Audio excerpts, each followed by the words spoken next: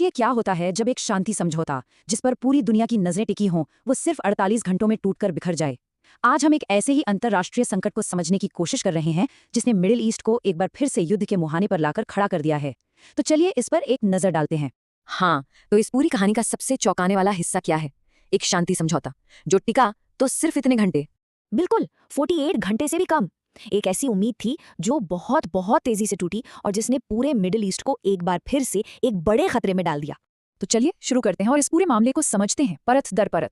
सबसे पहले बात उस नाजुक युद्ध विराम की जो अब लगभग टूटने ही वाला है। और इस पूरे संकट का केंद्र, मतलब जहां से ये सब शुरू हुआ, वो है लेबनान। यहीं से वो चिंगारी उठी जिसने सब कुछ बदल कर रख दिया। ये जो नंबर है ना 182, ये इस संकट की असलियत बताता है। हाल ही में लेबनान पर जो इजरायली हमले हुए, उनमें कम से कम इतने लोगों के मारे जाने की खबर है। और बस यही वो घटना थी जिसके बाद हालात काबू से बाहर हो गए। तो आखिर ये टकराव हुआ क्यों? इसकी जड़ में है एक बड़ी असहमति। देखिए, एक तरफ है इसराइल, उसका कहना है कि हिजबुल्लाह के खिलाफ जो भी एक्शन लिया जा रहा है वो सीज फायर एग्रीमेंट से बाहर है, मतलब वो तो जारी रहेगा। लेकिन दूसरी तरफ ईरान और हिजबुल्लाह का स्टैंड बिल्कुल क्लियर है कि लेबनान पर कोई भी हमला होगा तो उसका जवाब जरूर दिया जाएगा। मतलब एक ही समझौते की दो अलग अलग बातें, और नतीजा सीधा टकराव। अब ईरान का जो जवाब आया वो ऐसा था जिसका असर पूरी दुनिया की अर्थव्यवस्था पर पड़ता है। उन्होंने निशाना बनाया स्ट्रेट ऑफ हॉर्मुज को। अब ये कोई मामूली रास्ता नहीं है, ये वो अहम समुद्री रास्ता है जहां से दुनिया का एक बहुत बड़ा हिस्सा तेल सप्लाई लेता है। तो ईरान ने असल में किया क्या? उन्होंने 3 बड़े कदम उठाए। पहला, इस रास्ते को, इस जलमार्ग को बंद कर दिया।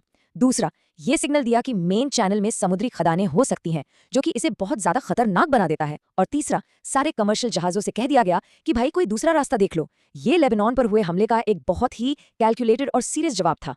अब जाहिर है, जब इतना कुछ हो रहा है तो पूरी दुनिया में हलचल तो मचेगी ही। तो चलिए देखते हैं कि दुनिया के जो बड़े देश हैं, बड़े पावर्स हैं, वो इस पर क्या कह रहे हैं। सबसे पहले चीन ने बिल्कुल साफ शब्दों में इजरायली हमलों की निंदा की है। उनका बयान एकदम क्लियर है और ये एक तरह से इजरायल और उसके साथियों के लिए एक सीधी सीधी चेतावनी है। अच्छा, एक और बड़ा ही दिलचस्प डेवलपमेंट हुआ है यूरोप में। स्पेन, जो कि आमतौर पर अमेरिका इजरायल गठबंधन का आलोचक रहा है, उसने ऐलान किया है कि वो ईरान में अपनी एम्बेसी फिर से खोल रहा है। अब ये वेस्टर्न देशों के बीच में एक दरार का साफ साफ इशारा है। और इन सब डिप्लोमैटिक दांवपेच के बीच में एक मानवीय पहलू भी है जिसे भूलना नहीं चाहिए। रेड क्रॉस यानी ICRC ने लेबनान में जो मौतें और तबाही हुई है उस पर बहुत भारी रोष जताया है। उनका ये बयान याद दिलाता है कि इस लड़ाई की सबसे बड़ी कीमत आम लोग ही चुकाते हैं। लेकिन रुकिए, कहानी में एक और बहुत बड़ा ट्विस्ट है। ये संकट अब सिर्फ मिडिल ईस्ट तक ही नहीं रहा, इसने तो पुराने दोस्तों, पुराने सहयोगियों के बीच भी दरार डाल दी है। हम बात कर रहे हैं अमेरिका और नाटो की। तो यहाँ क्या चल रहा है? हो ये रहा है कि अमेरिकी राष्ट्रपति ट्रंप नेटो से बहुत ज्यादा नाराज हैं। वजह, उन्हें लगता है कि स्ट्रेट ऑफ हॉर्मुज को खुलवाने में नाटो ने अमेरिका की मदद नहीं की। बात इतनी बढ़ गई कि उन्होंने अमेरिका को नाटो से बाहर निकालने तक की धमकी दे डाली। अब इस पूरे मामले को संभालने के लिए नाटो के सेक्रेटरी जनरल मार्क रूटे उनसे मिल रहे हैं। इससे पता चलता है कि एक छोटी सी जगह का संघर्ष कैसे पूरी दुनिया के रिश्तों को हिला सकता है। तो अब सबसे बड़ा सवाल कि आगे क्या होने वाला है। सिचुएशन बहुत ही नाजुक है और पूरी दुनिया की नजरें इसी पर टिकी हैं कि ऊंट किस करवट बैठता है। ये जो लाइन है ना, ये इस पूरी सिचुएशन को एकदम सही तरीके से बताती है कि सीज फायर का मतलब शांति नहीं होता। ये तो बस एक पॉज बटन की तरह है, एक ऐसे झगड़े पर जो असल में अभी भी चल रहा है। तो अब सारी नजरें टिकी हैं इस हफ्ते पर। आज की तारीख में तो एक बहुत ही नाजुक सा पॉज लगा हुआ है, लेकिन शुक्रवार को एक उम्मीद है। इस्लामाबाद में शांति के लिए बातचीत हो सकती है और शायद यही एक आखिरी मौका हो।